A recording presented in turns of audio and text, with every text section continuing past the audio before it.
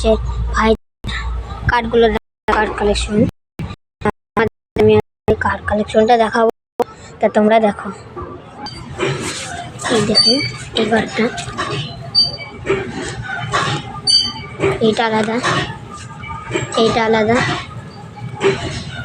এইটা আলাদা, সবাই দেখতে পাচ্ছি। দেখো এই দেখো, দেখো তোমরা, এইগুলো ভালো ভালো কার্ড, এইগুলো আলাদা রকম, এগুলো আলাদা রকম, এগুলো সব নারুটো কার্ড।